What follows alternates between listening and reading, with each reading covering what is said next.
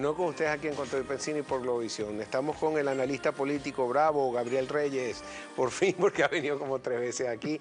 No es su culpa, yo le digo, lo que pasa es que cuando sale él se entera, entonces bueno, no dejan que salga mucho por su pensamiento político. Bienvenido, Gabriel, ¿cómo estás? Gracias, Pedro, por la invitación. Salimos ya al aire. Gracias. Mira, quería empezar ahora con el análisis del presente. La Asamblea Nacional dijo, hoy vamos a legislar aunque el Tribunal Supremo de Justicia declare inconstitucionales las leyes.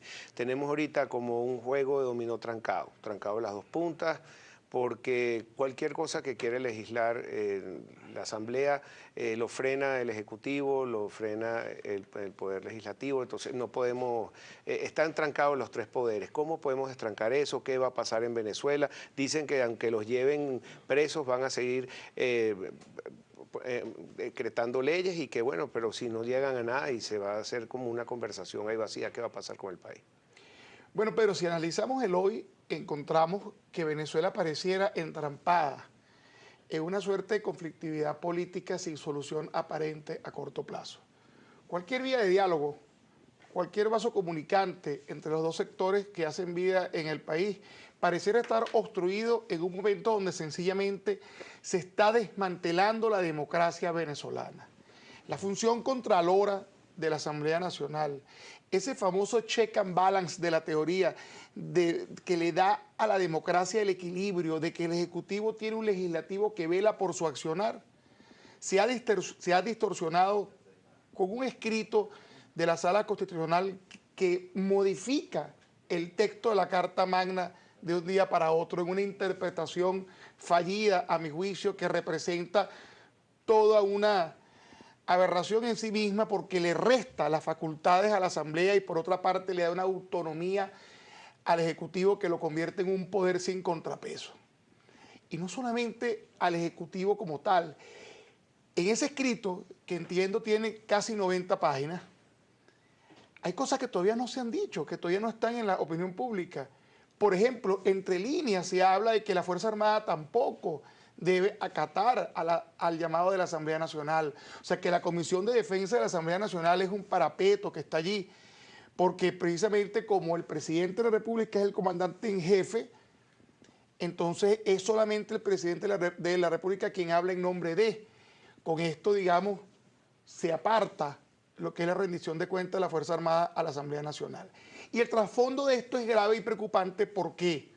Porque es que nos olvidamos de que el poder legislativo es el poder originario, el poder que nace de la voluntad de los venezolanos materializando en esas urnas electorales su deseo de un rumbo político determinado. Entonces, un poder que es señalado a dedo de forma discrecional está tratando de alguna manera de solapar, de hacer que el poder originario pierda esa capacidad de transformación de la sociedad que precisamente fue la que obtuvo una mayoría aplastante de votos. Los venezolanos tal vez no votaron en su mayoría por uno u otro diputado, votaron contra lo que estaban viviendo y a favor de un cambio. Bueno, ese cambio se está cercenando de una manera sistemática a través de la instrumentación de un poder que es independiente, pero que el poder legislativo no es subalterno al judicial.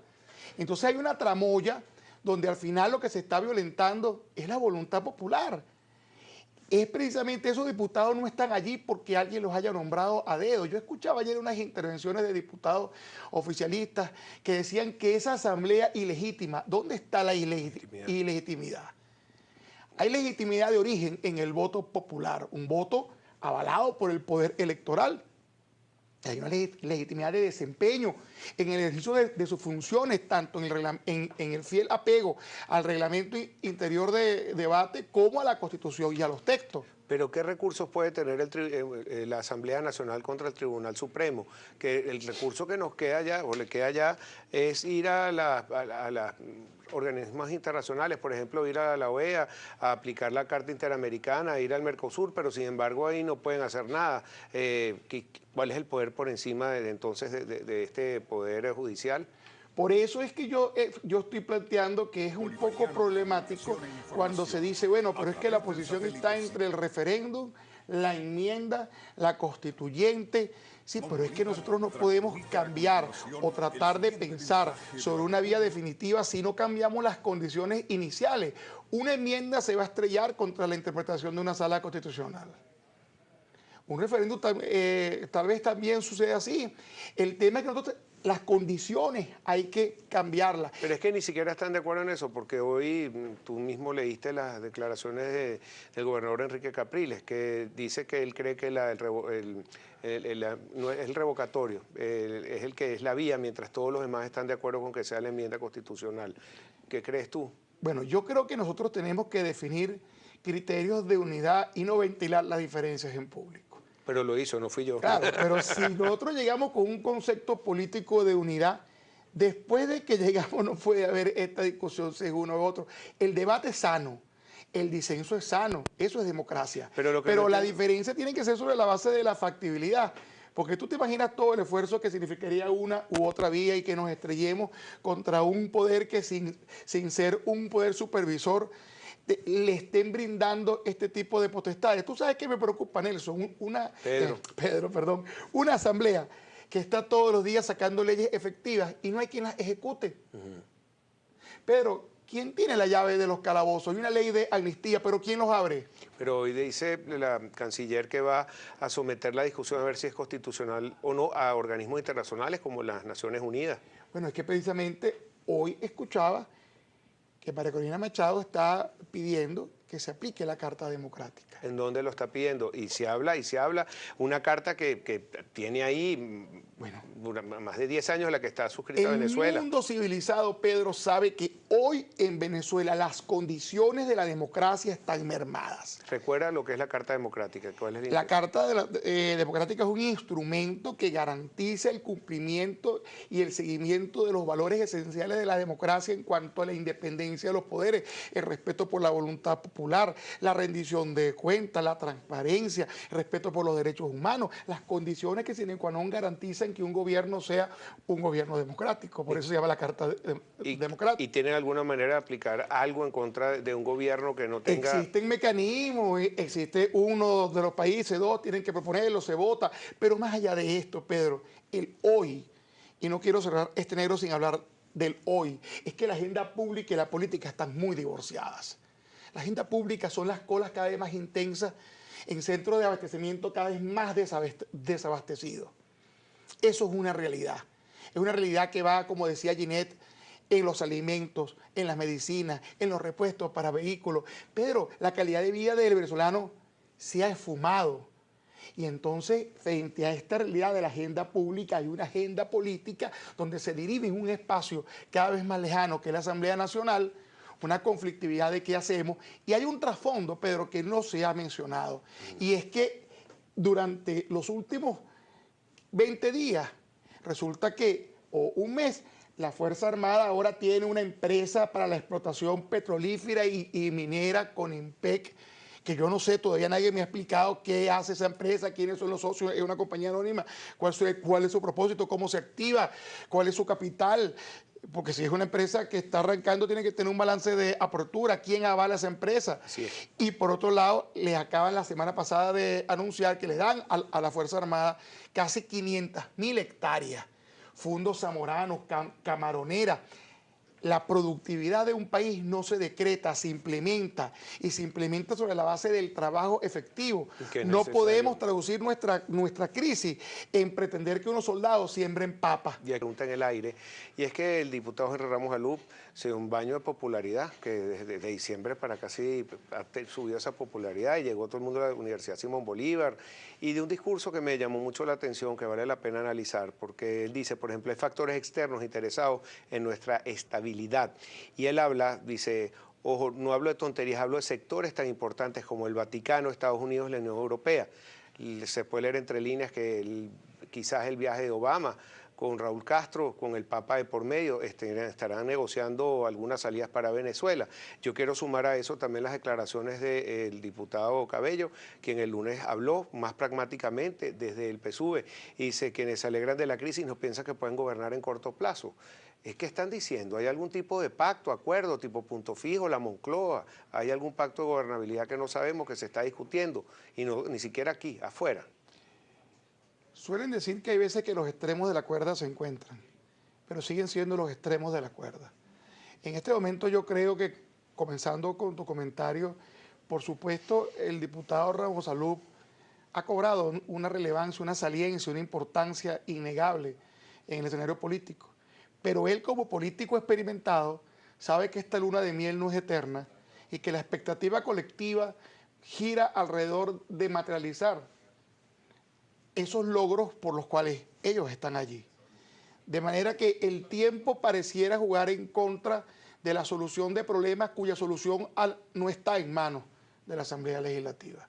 Y yo creo que hoy día los venezolanos comienzan a darse cuenta que la Asamblea trabaja, produce y existe un cercenamiento de la capacidad efectiva, la poca que ya tenía antes de arrancar esto, la Asamblea Nacional. Tal vez por esto el diputado Ramos Salud recuerda que Venezuela no es un país aislado en el mundo. En el contexto internacional, en la geopolítica, Venezuela es un jugador interesante, no solamente desde el punto de vista energético por el petróleo, sino lo que significa Venezuela en el contexto de un movimiento político que tomó gran parte del territorio de Latinoamérica y que se ha venido desmantelando progresivamente. El caso más reciente, la negativa de Evo para una cuarta reelección, el caso de Argentina con el presidente Macri, Brasil es inminente el cambio y la crisis política que están viviendo.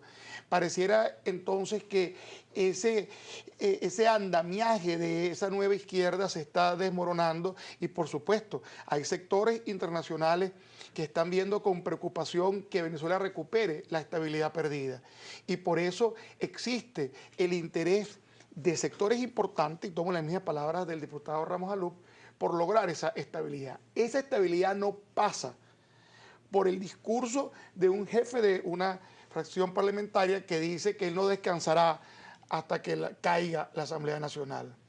Eso es un discurso que atenta contra el principio elemental de la democracia. De la separación de poderes. Que es la separación de poderes, que es el respeto, el reconocimiento al adversario, porque popular. No hay enemigo, es adversario, y a la voluntad popular que está representada en esos señores. Entonces nosotros no podemos entender una estabilización de la Venezuela actual si no existe el compromiso del reconocimiento. Y pareciera que eso no está existiendo, porque cada vez es más fuerte, cada vez es más inminente el choque de poderes, el desconocimiento en vez del reconocimiento, y en el medio estamos los venezolanos viviendo una crisis. Entonces ellos están peleando aquí, pero aquí estamos nosotros que no sabemos con qué vamos a comprar qué, dónde. Y como nadie responde a esa pregunta del qué vas a comprar, con cuánto y dónde y quién te lo va a vender, la crisis va en aumento. Claro, ahora nosotros vemos estas negociaciones que nombra precisamente Ramos Salud, que se están dando a cabo en Latinoamérica. Vimos a Macri triunfando en Argentina, un gobierno con un cambio de modelo económico y ahora frenado por un juez por unos 30 días de una solución que tuvo después de 15 años, donde dan un voto de confianza a los mercados financieros internacionales que son necesarios, tanto para nosotros como para ellos. Así tú digas, no, que el capitalismo, nuestros bonos donde pedimos prestados durante estos 15 años están en el mercado de capitales, nuestro petróleo se compra y se vende en los mercados de capitales. No somos ajenos al mundo, nosotros no somos una isla que está fuera de todo. Entonces, ¿cómo vemos a Macri ya luchando con otro discurso? Vemos a Evo Morales que le cierran el paso. Se ven que hay negociaciones de Castro por detrás. Obama lo va a visitar pronto. Tiene lineamientos políticos, económicos, nuevos aires, tienen inversión extranjera. Aumentó el turismo en Cuba, 4% de crecimiento económico el año pasado, Venezuela 8% negativo. Entonces, ¿cómo vamos a nosotros a desembarajar todo esto? Mientras cambiemos el discurso de que se agotó el modelo rentista petrolero por cierto modelo que terminó siendo exprimido por los 16 años de este gobierno, resulta que ahora lo estamos cambiando por el modelo rentista minero con los anuncios con bombos y platillos del arco dorado, del nuevo dorado, la veta de oro que con un convenio con Canadá va a empezar a ser explotada, convenio que por cierto no se ha terminado de cerrar. Sí. Entonces es importante, Pedro, que no perdamos la perspectiva dentro de los próximos días. Okay. Bueno, Gabriel.